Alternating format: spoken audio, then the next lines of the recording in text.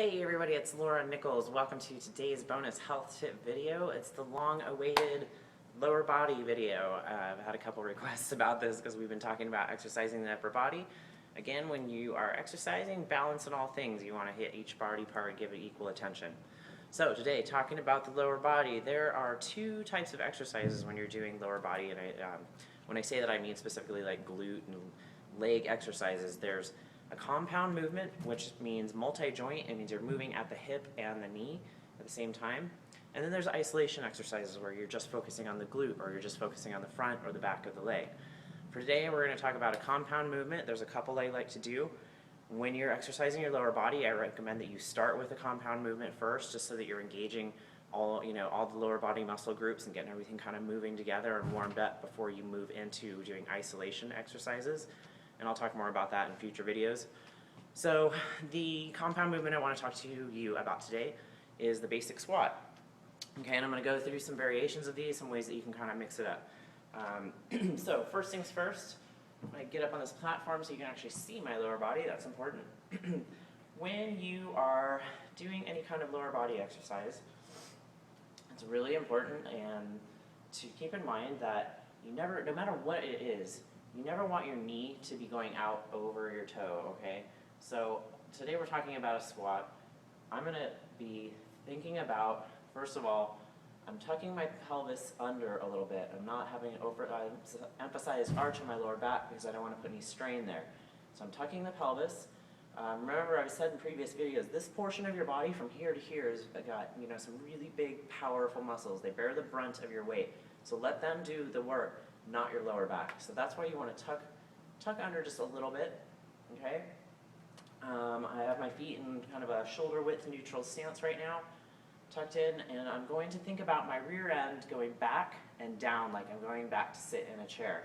You can put your hands out in front of you for balance with these, and my knee is never going to go out over my toe, okay? So that would be my knee going out over my toe. I know it's a bit hard for you to see, but just think about when you look down, you always want to be able to see your toes. Your knees really should stay right over, around the ankle area. They might go out a little bit in front, but again, never over the toe. You're going to set yourself up for a knee injury doing that, okay? So again, pelvis is tucked, rear end's going to go back and down. I'm trying to keep my torso as upright as possible and avoid doing this and leaning over too much. Again, keeping my torso upright puts the work in here, not my back. Okay, I'm going to come down to where my thigh is parallel with the ground. I've got my eyes up on the ceiling. That's going to help me come back up. When I come up, I'm going to be tucking all this intentionally. Don't let momentum take over. Just kind of swing yourself back up. Tuck all this up underneath you. This is what's doing the work right now. The front, the back of the head, the glutes, the rear end is bringing your body back up. Again, a really strong, powerful group of muscles there. Let them do the work. That's what we're trying to develop and work on. And up underneath you, okay?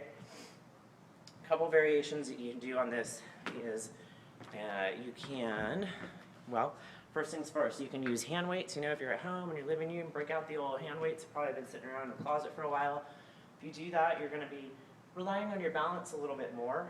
So I'm going to be holding them here at my side, coming down, making sure that my torso stays as upright as possible, chest is up, toes are not out over my knees at all. I'm coming up. Okay? Let me also add in there, if you can, and this is something that you're most likely going to want to work up to, is breaking parallel. When I say that, I mean, when I come down, if you can get to a point where I am now down here, okay, I have broken parallel, my rear end is lower than my knees, I'm going to be involving, this is kind of an advanced move, a greater portion of this area of muscles. So when you can break parallel, get your rear end lower to the ground, you're involving this upper thigh back here, the lower glute. That's a trouble area for a lot of us. Let's just be real about it. So getting yourself and working up to where you can get your rear end closer to the ground is how you're going to tap into that trouble area. So some variations, when you can go ahead and put your feet, I'm going to face you so you can kind of see. You can put your feet completely close together next to each other when you're coming down. Okay, when I do that, I'm putting emphasis on a different part of the quad, the front of the thigh, and that's really kind of this inner area here.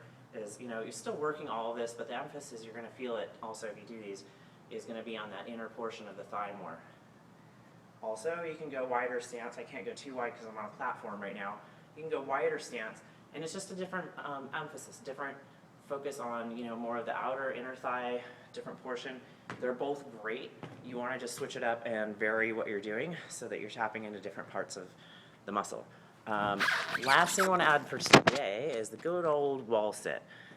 Now, if you haven't been doing, you don't have very strong upper body, or excuse me, lower body yet, haven't been doing very much, this is a great place to start. You want to find a wall in your home that's nice and free and clear. Get your back up against the wall. Okay, feet are out in front of you, and you're just going to come down into a sit. Come to the point that your thighs are parallel with the ground. Again. And knees never out over the toes. I'm just going to keep on saying that because we don't want knee injuries at all. And you're going to hold that, okay? When you're first doing these, hold it to the point that, you know, you get to where it's very uncomfortable and just go a little bit beyond. And then each time you do it, just be adding a little bit of time on, you know, keep a watch, just check what you're doing. And like I said, great place to start, and then you can kind of get into doing some of the more freestanding movements. You can also do a squat and just come down and hold it. That's called a static movement, meaning you're just holding it, your muscles are tense, but there's not actually any movement going on. That's very challenging as well. Okay, that's what I got for today. My call to action is for you to follow me on Facebook. I'll put the link to my page below this. The reason I say that is because you know, throughout the day I post other nutrition tips, health tips, so go ahead and just follow me on there, and I will see you in the next video. Be well and have a great day.